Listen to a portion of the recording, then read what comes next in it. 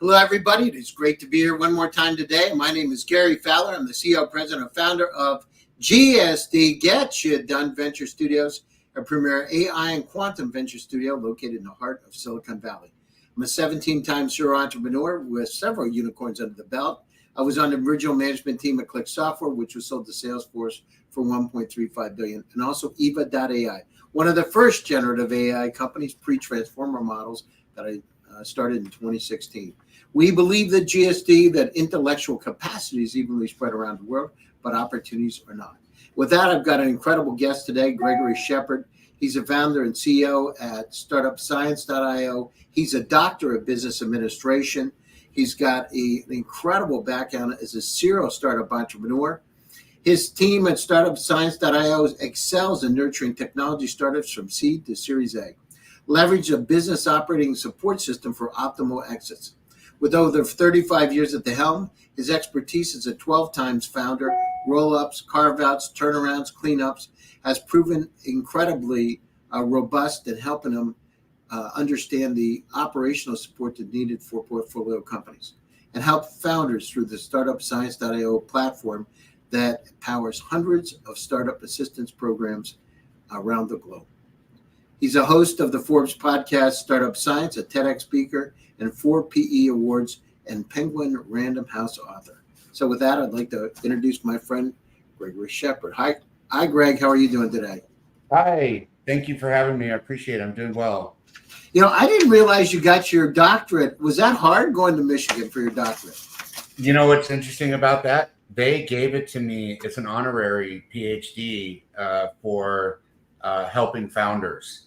So it's like I actually have like 2 of them, I think maybe 3 of them from different schools that that I went in and helped them develop their entrepreneurship stuff. So it's, you know, for me, no, it wasn't hard. I was just doing my job. Oh man, that's fantastic. I love that.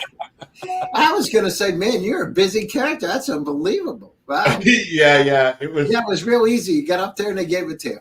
I mean, basically, I just did what I do, and they just appreciated it, and you know, they just gave it to me. So it's pretty cool, actually. Thank you for asking.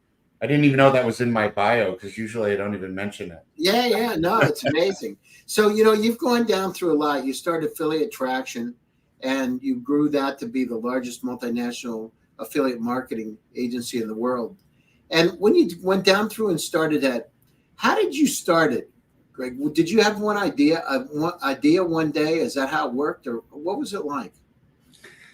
So it was in the 80s, and at the time I was doing a startup. It was a hosting. It was supposed to be a hosting company. It was when everything first started, and what we learned really quickly is that nobody had websites. So we had to build websites in order to get the hosting.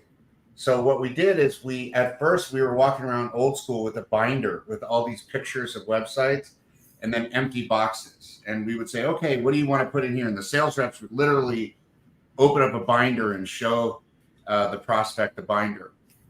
And what happened is after a while, it became expensive to do this. So what we did is we created, I think what was the first Wix, which was a drag and drop thing, so that it would cost me, I did it for my own reasons, to actually cost less money to produce the websites by just hiring interns to click and drag and type things in boxes. But what happened was that really quickly, just about everybody we sold a website to said, okay, I'm paying you every month, but what do I do? There's no traffic. This is losing me money. And this is back, you know, you got to remember, this is back in the 80s, right? When people were just like, it was just starting, and, you know, late 80s, early 90s. And people were just like, you know, they were ready to turn off a website because they didn't make any money off it. They thought of it the same way they thought of an ad in the classifieds. So then what I did is I was like, okay, well, what if we did search engine optimization? And back then, search engine optimization had to do with backlinking. You know, if you remember back in the day, you had those links pages. Yeah. Right? Well, what I did is I said, well, what if we started paying these people for the links instead of just exchanging links to get search engine credit? And then that turned into banners, and then that turned into affiliate marketing. And so the whole thing started because we were actually trying to sell websites, and we needed to produce traffic in order to keep our customers for the hosting contracts. Wow, So, that's great. I love that. So when you grew that business and it got acquired by eBay's enterprise marketing solution. How was that?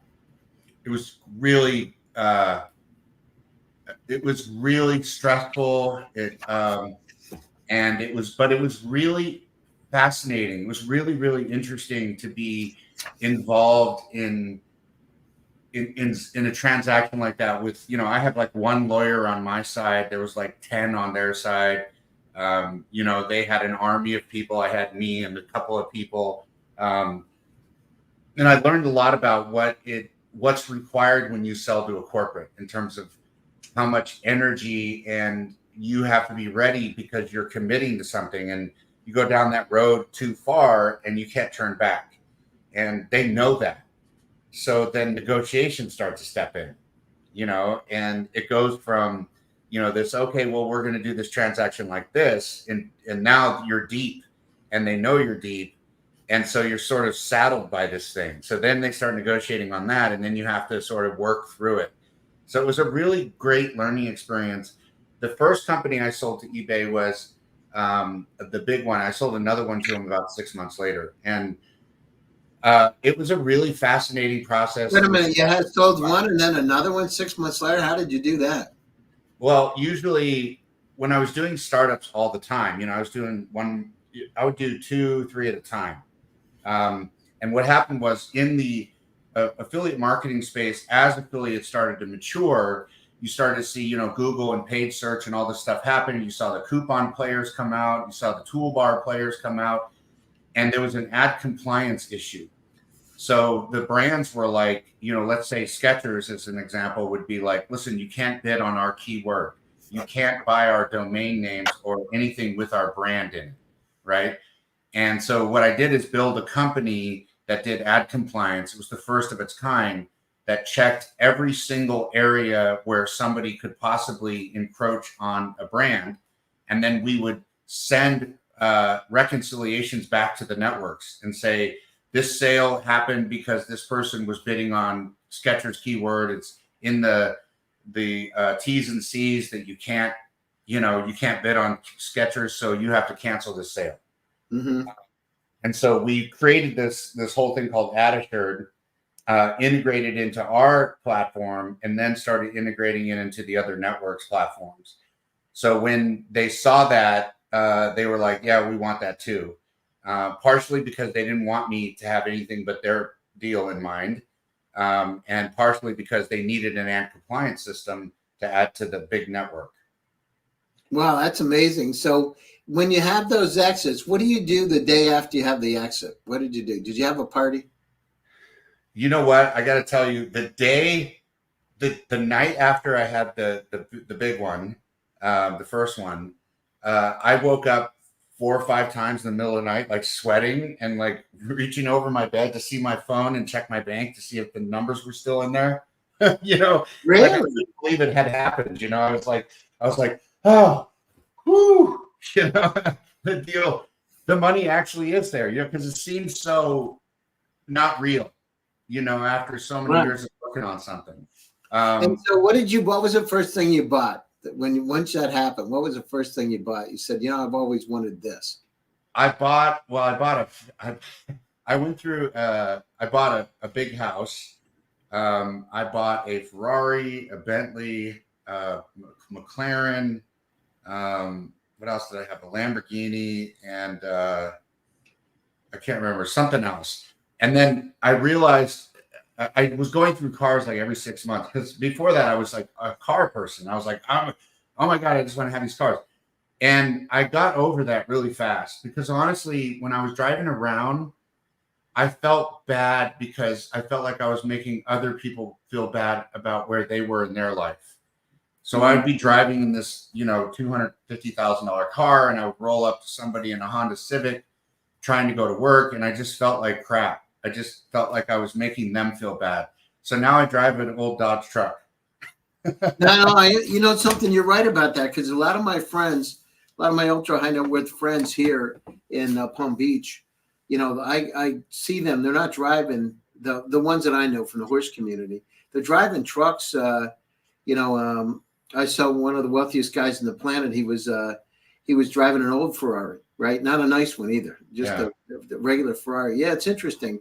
You go through that. It's kind of interesting. You don't want to make people feel bad. It's not about making you feel good. It's about you don't want to make people feel bad. It's interesting how things shift. Yeah, and you become, you're so confident now, right? You don't care. Like what people think of you. You're like, I don't care. And actually, it's actually better, because I also noticed that whenever I would go anywhere with any of these cars, the prices would go up wherever I was at. Yeah. And everybody wanted a bigger tip. Yeah, they're like, oh, this guy can afford it, So I, and also honestly, and I also had I had 3 Teslas, and also the other thing was they're not with the exception of the Bentley, they're not comfortable to drive. Yeah, like getting in and out of a McLaren is awful. It's like getting in and out of a bathtub. I haven't been in a McLaren. I haven't checked it out, but I did have a Lamborghini a long time ago, and they have that door too. It's hard to get in and out. It was hard to see behind you. You could have it was a coutage. It was hard to look around. I thought it was going to crack because it didn't have a camera, and it was hard to see what was around. And I was like, this is ridiculous. Yeah, and it bounces a lot. It bounces, and then you get very strange people. When I would take it to like a club or whatever, you would attract the worst kind of people. Oh, for sure. Yeah. If you wanted to get, gold diggers, this is a way to do it. They would be coming out of the woodwork. Yeah. And I also found that it wasn't really me. I grew up poor. So I just felt like it didn't fit. It didn't fit me, And when I got the truck, I was like, okay, this is better. This feels better. Yeah, I drive a 2005. I found a Honda Element that had 40,000 miles on it, and I'm freaking in love with this car because I can put my e-bikes. I do have a lot. I have 14 bikes, so I love bikes. But I got this Honda Element at 40,000 miles on it, and I put like $7,000 into it. I just love it, and that car is my favorite car of all. Yeah. It's crazy. You think that these, when you're young and you're coming up, you think that. All about the cars and the fancy things and all that kind of stuff. And then you realize, this stuff doesn't make me happy. It didn't make me happy at all. It didn't change anything, so it changed my whole disposition towards these things.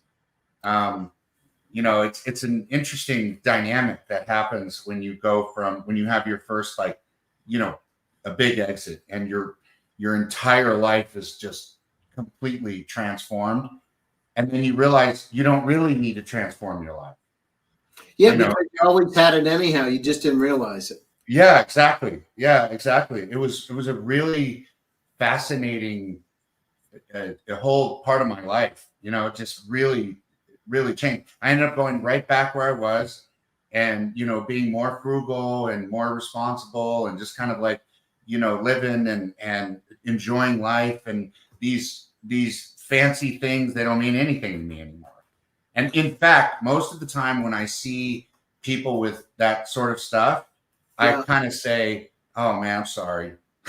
You're lost. I was there before. Yeah, no, I agree with you 100%. It's really interesting. I grew up on a farm in Pennsylvania. We didn't have a lot. In fact, I was back this summer hanging around, and you're right. The thing is, happiness is the most important thing. When it's all said and done, be happy. And if you can put some goodness, give some, share some goodness with some folks and help them, it's really important. And sometimes we forget about the simple things, the sharing kindness. I just wrote an article called about using Skinnerian psychology, humanistic psychology, Rogers, and tokenizing goodness to make people feel better. And you putting the empathy and compassion, right, for the AI models. So build it inside so that people want to do good things like the old days. Remember, Greg, you used to share a stick of butter if you had butter and somebody else didn't have it, or sugar or anything. You know, if you weren't around, somebody would cut your yard. You wouldn't have to ask them. They would just do it because they knew you weren't around. Yeah, or take your trash can out or whatever. Yeah, exactly. In the old days, you know, we used to do that kind of stuff. And, you know, we've forgotten about, you know, being kind. And I think this whole planet's got a lot of problems because the technology's isolated us a lot. And we're just not able to be kind to people because we're in a silo that's titanium walled. That's this kind of strange world. And we don't reach out to people in the human touch like we used to have. Yeah, it's true. You're kind of hidden in the technology. I even find myself that because I'm a really nice person, I find myself that I don't want to talk to people if I have to be, you know, stern. I would rather do it in chat or something. Because when I see somebody, I find myself being a lot nicer. And that, to your point, I think that's a big galvanizing thing for a lot of people today. It's just so much easier to be rude when you don't have a face, even on the phone. You know what I mean? When you're dealing with somebody in service and they're just doing their job, they don't know, right? But you're frustrated with them, you take it out on them, and you realize how much easier it is when you don't see them. Even with calls, I noticed that when I'm seeing people, my whole disposition towards them changes because it becomes more human. Yeah, so right. Exactly. It's a human thing, and we forgot about that. You know, we talk about these AI, you know, AI being evil and iRobot and all that, but in reality, if we don't put some of those human kind, like your grandmother that loved you and care about, you know, the unconditional love. In fact, you're down in San Diego. I met Carl Rogers there back in the early 80s. I was in graduate school, and I actually met him, you know, and we were talking about unconditional love. And we need to do that. We need to build that into the models where we care about each other. Nothing good's going to happen if we don't do it. Nothing. 100%, because the AI will be inhuman. Inhuman. About its own self, you know. It'll be inhuman, and it'll look at us as basically, you know, we waste a lot of things. We don't treat each other right. We're expendable. Why destroy the planet? We can, you know, they can move it in another direction. I agree. Yeah, 100%. I think that like there are some really good ways to use AI, and I've had like some arguments with people about this. But so tell me what you think about this. So let's say the government was run from AI. So it didn't lie. It exposed the truth. So you still have the politicians and stuff, right? But the AI keeps them in check. So if somebody lies about something, the AI comes up and goes, no, that's not true. You know, or if you know, I don't know if you're familiar with legislation, but if you have legislation, there's this thing called the ratchet effect, where they pass some legislation and then they pass more legislation, and they pass more legislation, and they have to deal with the previous legislation, even if it's completely useless. So the AI would be able to go through the whole stack of, you know, 200 years and say, all this stuff can be ripped out because it's no longer useful, right? It's never going to be used again. You know, we're not using this ever again. You know, like roads with horses on them, you have to pick up, you know, horse shit, right? Yeah. You know, it's like, take it out. We're not doing that anymore, right? And then it would reduce the stack substantially, like in seconds. And then it would be easier to manage law and pass law and deal with regulation and all these things. Like there's a really good argument for legislation, because legislation is law, and that's like police officers and everything else, right? It's rules. We have rules as humans. The problem is that the ratchet effect has made it created through its process all these loopholes, you know, because you have the distance between the law and the previous law, and every time it's like telephone tag, and the whole thing changes. But AI would clean that up. Absolutely. It would keep us straight. Yeah, 100%. And I know there probably wouldn't be any politicians because they're out there lying about all kinds of stuff. I mean, I've never heard of I don't know about you, but on both sides of the fence, right? No matter where you are, they're just a bunch of lies. They tell you such bullshit. It's unbelievable. It's crazy, man. I mean, I did politics. I was a chairman for a congressional candidate, and I quit because I learned. I mean, maybe I'm a slow learner. It took me like 5 years to learn this, but I learned that as long as they can lie, it's kind of hopeless, because you know, you have your politician who you're running something for, and you have the other politician and they're running on something. And first of all, there's two sides. That's not a decision. That's it's like the one or the other. It needs to be three. But then the second thing is that the other side was running ads against my politician, just lies, right? And we had to spend most of our money just combating the lies, so we couldn't talk about the topics. And so when I saw this throughout the entire political spectrum, I was like, that's happening everywhere. Somebody has to lie, somebody has to spend money. Yeah, you're right. You just lie, and you gotta just come up and some of these politicians are real good. I think most of them now are real good. Yeah, they're experts. They're just it's unbelievable. They come at it, and it's like, I don't know how they do it with a straight face. Like, seriously, like, right, like that. And you're right. It is absolutely both sides. It is not one or the other. Both doing it, and they're both doing it the same amount of times. Exactly. Right? I agree with you. And so they never get to the heart, which is how do you take care? This country sure needs a lot of help. I don't know about you, Gregory, but this country really, really needs a lot of help. Yeah, we do. And the thing is, we don't focus. We have so many great opportunities, like Silicon Valley, right? All these incredible companies, these really bright people, and we should really curate those talents. Dude, that's why I went into politics, because I was like sitting there going, how can I help entrepreneurs? Because corporates aren't changing the world. Politicians aren't changing the world. It's entrepreneurs that are changing the world. It's guys like you and me and the people listening.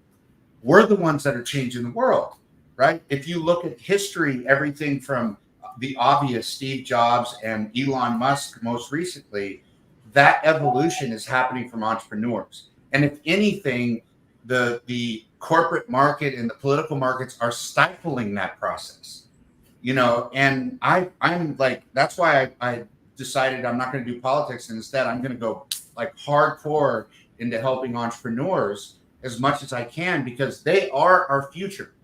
And they're the toughest, badass, these people. I tell people that entrepreneurs are like the Navy SEALs of business.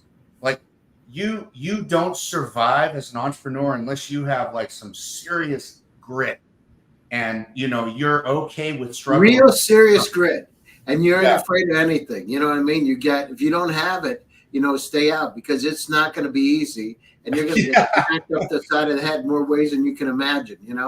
Yeah, and people always say it's not easy, but I don't think they understand exactly how hard it actually is. When you say how hard, what is the definition? Well, massive amounts of stress, huge amounts of self-doubt, imposter syndrome, and unknown unknowns, right? So you're like, I tell people it's like the Donner Party or something, right? Like these people that are crossing the United States for the first time, and they don't know if the mountain range they see in front of them is the first one or the last one. And they go into it, and that's building a business, right? You have no idea what's in front of you until you get there. And it's a lot of like going to bed thinking and going down that rabbit hole, where you're like trying to figure out, what's going to happen? I don't know. If this happens, that could happen. I don't know, and you get anxiety going. Yeah. Well, you don't know, that's right. You don't know what you don't know. And that's part of the adventure though, right? You're out there, you're saying, well, this is kind of exciting, because what's the new territory? What's going to happen next? And it's almost like being a kid again, because as a kid, I remember we used to go outside with the flashlight. We pretended we didn't know where things were. And, we said, what's out there? What's out there? It's kind of like that being an entrepreneur. Your flashlight, totally. You don't know what. I think of an entrepreneur standing in a room with a black, dark room with his flashlight, and they can only see what the light hits. Yeah, exactly. And then there's some noises out there, some growling. Yeah. And you walk and you trip over something and fall, and you get back up and point the flashlight down. Oh, shit, Yeah. Well, at least it wasn't a snake. Yeah, exactly. Yeah. And maybe you get bit. Exactly. And we've been bit a few times too, right? So, going down it. So tell us a little bit about, tell me a little bit about where you are. And, I know you said you got 3 doctorates now. So you've done incredible work. These universities and these groups have been very happy with the kind of things, but you're on one side, you're a boutique investment firm, but that's focused on Series C through B technology businesses, but how are you really helping those businesses now, Greg? What I do is I did this research project. I started in 2016 to find out why, when, and how founders were failing. So I spent $500,000. It was like 5 people for a little over 5 years. That's what the book that you so graciously mentioned in the introduction is about. It's called The Startup Life Cycle. And it's about the research that I found. And what I found is that about 80% of founders, a little over 80%, are failing for the same reasons over and over. So what I decided to do is, instead of carving out the outliers, I decided the best way I can make an impact is by focusing on the founders that were failing the majority of the time for the same reasons. And so I started to create courses and classes and all these things. And what, in the process of learning about this founder failure thing, the way I visualize it is, it's like a conveyor belt of founders, and they just drop into the same pit, and they don't know that there's a pit. So they just keep, it's like that being in the dark thing, right? They keep walking into the same pit.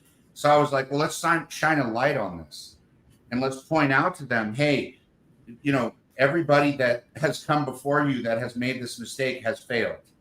About almost 50% of the founders, 47.7% of the founders fail in the first 18 months. And the interesting thing is, over the following 5 years, the majority of the failures happen for decisions they made in the first 18 months. So a lot of investors have moved upstream to focus on, you know, A round and out. And that's because a lot of that stuff has been sorted before they get there. They wouldn't have survived that long, right, if they had made those frequent mistakes. So I said, well, if we want to change the world through entrepreneurship, and what we need to do is we need to make it so that there is an easier path to get there. In other words, if you look at universities, you go to a university to be a doctor, by the time you graduate from that university, you know how to be a doctor because they taught you everything they've learned in the past. But with entrepreneurship, it's like everybody is starting over again from scratch. And then you have a lot of these programs and stuff that are out there. And when you look at the programs, the crazy thing, and this will blow your mind because it blew my mind. When you look at the number one reason why founders fail, the answer is obvious, which is bad decisions. So you have to ask yourself the next question. Why are they making bad decisions? So I found out it was from bad advice. So then I was like, well, wait a minute, who's giving them the bad advice? It turns out it was investors, program managers, and mentors. Well, yeah, exactly. Because what happened, people are trying to help them. You know, the thing is, you know, what we found is that, you know, we say there's 3 things: operational expertise, access to capital, and networking contacts. So one thing that we found is that, you know, hanging around these ultra wealthy people, one of the things you look at is they become the greatest cheerleaders of the company. So if you look behind the scenes, the limited partners of most of the funds are family offices, high net worth individuals, insurance companies, pension funds. And if you look and you find those exact persons that are controlling the wealth, and you get them to be your cheerleaders, what happens is you change everything because they help you. If they care about you, just like you said, right? If we look at each other and they know you as a human being and they like you, they're going to help you. Yeah. And so 100%. If you get them on one side, you know, I've been doing this for 39 years now, building companies. And you get done, you do it as long as I have. You've seen a lot. You know, I remember I got smacked on the top of my head when I started my first company because I thought, oh, I'm the smartest guy in the world. I've made $9 million, right? And it was over like a couple of year period of time. But what happened is I was lucky. It had nothing to do with any skill because I didn't have any. I had nothing to do with understand venture rate because I didn't know how to do it. Only thing I knew how to do is I could get a loan at the bank. I could take personal credit. I could build like that, organically build. Anyhow, what happened is when we started to look at it, they're your greatest cheerleaders. On the other side of it, the operational expertise, if you've gone through it a few times, you know, you understand where the pitfalls are because you got the light out there. You know where you're going to go off the cliff. Yeah. So you can veer to the left or veer to the right. And, you know, the thing that's really interesting, you know, you look at a VCs, Greg, and you know, only 10% of VCs have ever built a company. They're trying to tell man. you how to do it. So check this out. So let me tell. I'm sorry to interrupt you. I just want to tell you. So I did these surveys, right? So the first survey was 670 university programs. Okay, out of 670 university programs, 2 of the people had ever done a startup, any kind of startup. Yeah, lifestyle growth, anything, right? So you have these people, because I tell them, I'm like, they're like, yeah, but I've watched them, I've seen them. And I'm like, there's a big difference between watching somebody ride a bike and telling somebody how, and actually riding a bike and telling. Yeah, winning the Tour de France. Yeah, exactly. And this is not a short bike ride. No. And they're trying to tell you what to do, and they've never done it. They're using financial models to drive your business, which may not be at all what's needed, right? Then you get networking contacts, access to capital, and operational expertise. If you've done it a few times, you understand there's a lot of pitfalls. The other thing is the contacts. It's really important because if you look at some of the wealthiest entrepreneurs out there, like Musk, he's got a wide contact base. People, he could do anything. For God's sakes, he was selling flamethrowers, right? I mean, people were buying them up like crazy. And what happens is once you get a following like that, you can actually change things. And so the greatest entrepreneurs, I remember my friend Pi Hong Chang, he went down through and did Broad Vision. I don't know if you remember Broad Vision from the old days. Back in the days. But I remember how he went down and did it. He went down and created this aura. People bought into it, a $30 billion cottage industry. So that became e-commerce, right? This was at the beginning of e-commerce, 98. But every one of them has done it. You look at it, it's like, you look at Facebook, you get people like Peter Thiel behind you, and then you start getting, people that have $5 billion and start investing in your company. All of a sudden, everybody's out there saying, oh, this is great. Well, the families are behind it, right? Mm-hmm. We forget. It's like 1% of the wealth is held by, or 99% of the wealth is 1% of the population. So get those people behind you. And you can do anything. It's 400 families. Yes. That's nuts, right? It's nuts. In fact, I got a call with one of them at 2:00 today. One of those.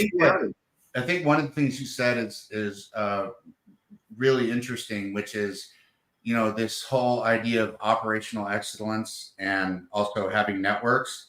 That old saying, it's not what you know, it's who you know, because they know what you don't know.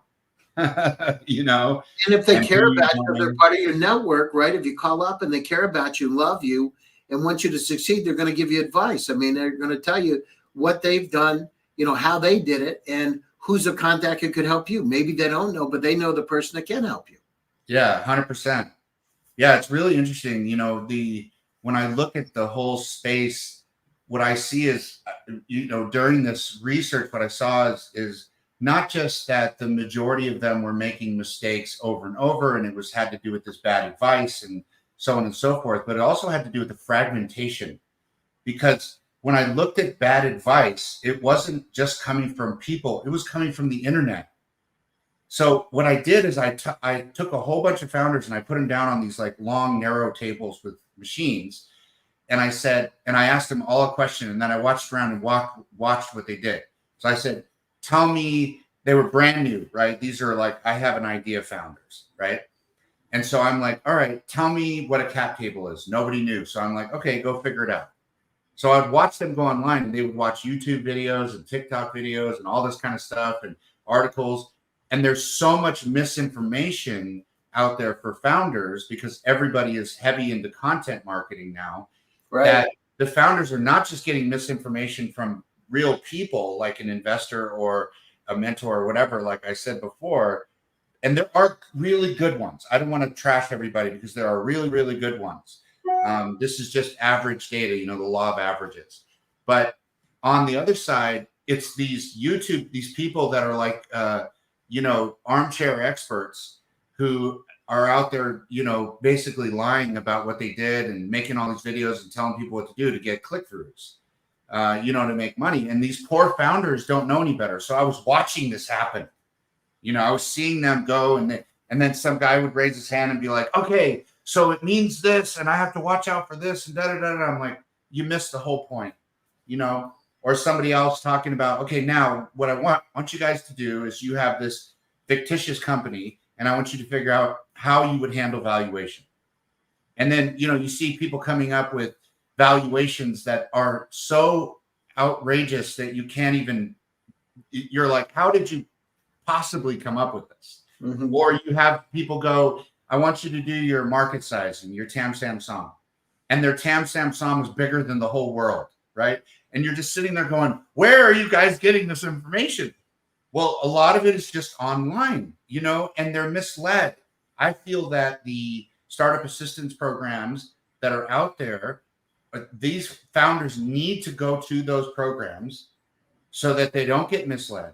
And those programs need to be very cautious and tell the founders, look, don't go out there and scan through the internet, because it's like everything. If you go in and look at politics, you're going to be misled.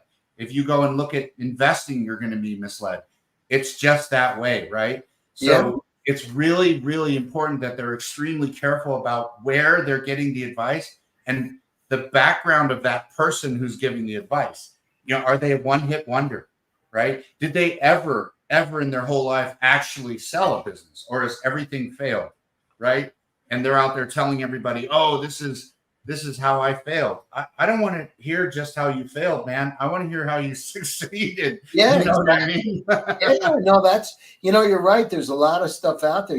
That's another thing, this infobesity problem that we have with trying to figure out what's real or not. I mean, we need to have tools out there to sift through it. Kind of like, I say again, like your grandmother that loves you and cares about you, that are hyper intelligent tools, multi-agent large language models that can help you make sense of all the stuff that's true or false, because we don't know what's true or false anymore. Yeah, that's true. Everybody believes whatever they see online. We've been trained that TV tells the truth, and the internet is just another form of entertainment, like TV, if you're not using it for business. And I think that it's really something that I'm worried about it, actually. Especially with founders, because I see it in the data so often that I ask them, I'm like, so you made this bad decision, now it was a bad decision. How did you get the information? And they're like, oh, I did all this. They called it research. The founders called it research. And they said, we did all this research. Okay, how do you define research? And then they would go, well, we watched YouTube videos. Okay. Who were the people that you were listening to when you watched? Oh, I don't know, some guy that was an expert. And I'm like, well, there's your problem, man. Like, if you're going to go to a doctor to get a diagnosis, do you go to somebody that doesn't have a degree as a doctor, or do you go to somebody that has been verified as an expert? Well, that's, that I'll tell you exact situation. And this happened to me over the last couple of weeks, right? So I found out my dog has cancer. And so, sorry, man. Sorry. And so I wanted to go down through, I wanted to understand what is happening. Right. And I have a couple of concierge doctors myself that help me. I use them because I don't know what the hell's going on. I don't know what's real or not. So they put you in the right direction. Hey, listen, this is Tony. Tony really's good osteopathic surgeon or orthopedic surgeon or whatever. And you want to talk to him, right? Or her. And so what I said is, why don't we do the same thing? Why don't I go out and figure out how to go down through and can this be solved or not? So I met the guy at Stanford. It's in immunology. I flew out to California, right? So I met one of the top guys at Stanford. He told me about some of these groundbreaking technologies involved giving vaccines for cancer. I didn't even know they existed. Nobody ever told me about it, right? And they're using dog trials. So I thought, well, really, this is amazing. And then I started looking at, chemotherapy and what the impact is, on and on and on. And I found that one of the top guys at Yale. So I got to him, right? Talked to him.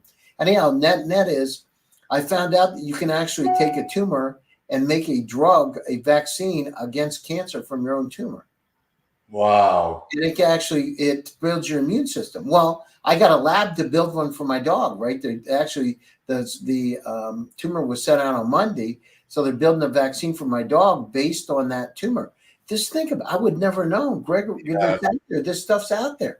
Now, I would have never known. And my thing is, we need to have these tools, these, multi-agent large language models that can help us, guide us, like an assistant for anything, whether it's I'm building a company or I'm a doctor, right? Or I'm a patient. I'm trying to figure out how to solve cancer. You could die, Yeah, 100%. I mean, if you think about, like, I don't know if you're familiar with this test that ran. So it was some PhD was arguing against AI for diagnosis of patients in hospitals. So they ran a test, and they had like 100 doctors and one AI run, and they had 100 patients come in, and they said, okay, here's my symptoms. And the doctors were only right 57% of the time. The AI was right 100% of the time. Yeah, I agree. I agree with you 100%. Yeah, I mean, like, can you imagine if you had that for founders? If somebody could put in their symptoms and everything. AI, I've been working on that stuff, right? So we built one of the companies that we have. We built a super app, right? And we took I don't want to. Actually, we're over time. This is the most I've ever spent on one of my shows, right? Sessions. Oh, because we're having fun, man. Yeah, we're having fun. But we went down through, and I understand that these kind of tools that'll help guide us. I tell them intelligent assistants, like your grandmother, are what we need for all kinds of things, because we're inundated. We have infobesity, right? This infobesity is all around us, and it's killing us. Whether it's medical infobesity or it's startup infobesity, it's just out there. What's real, what's not. So anyhow, if we have these tools that can help guide us, it's going to change everything. And so we've been developing those tools. So, since I talked to you, I don't know, it's been a year and a half, 2 years, and it's based on the stuff I did a long time ago with AI. But we've been building these tools, and they work, right? Yeah. And now the key is going down through and using those tools to, navigate the system, so you know what's right. So you have concierge everything. You know what's right. Yeah, 100%. I agree. I think that the role that AI serves us right now, it is, a lot of people are using AI to write content.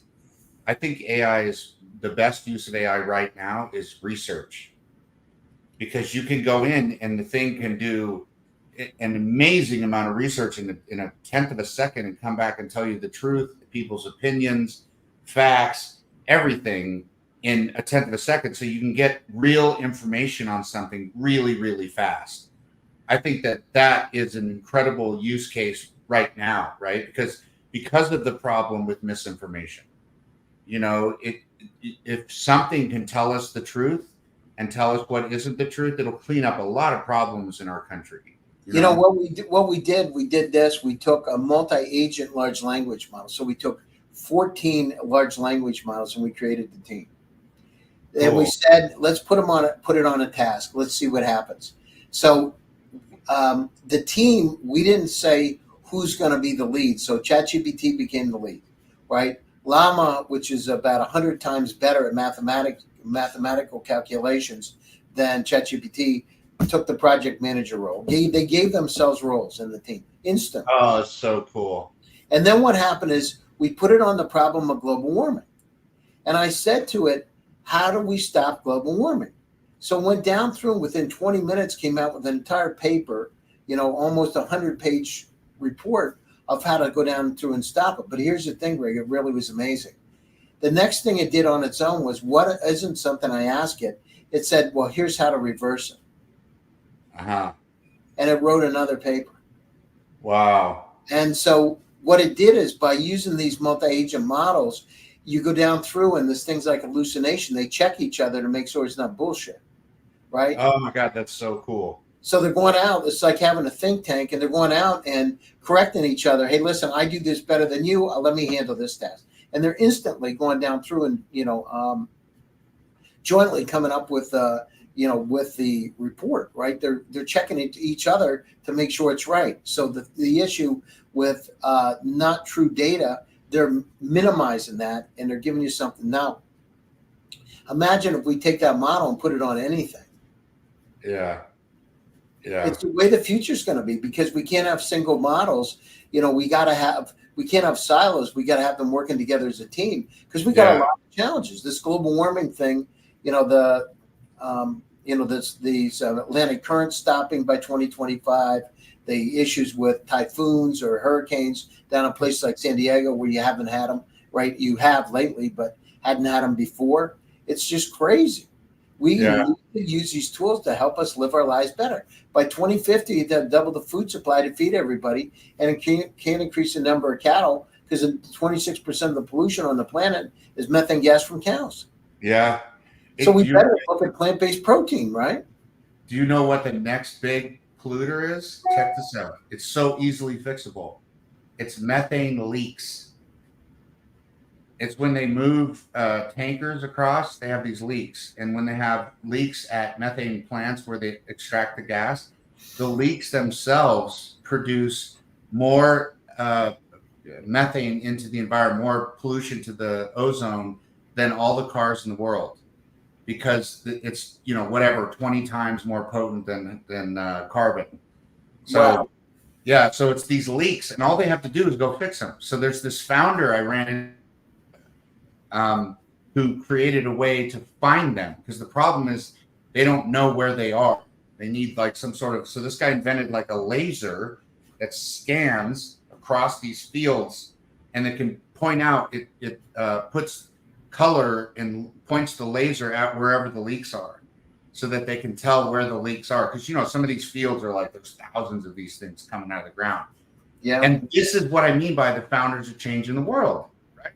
This guy is dealing with the second most fundamental problem that we have with issues in this world, and it keeps increasing because of natural gas.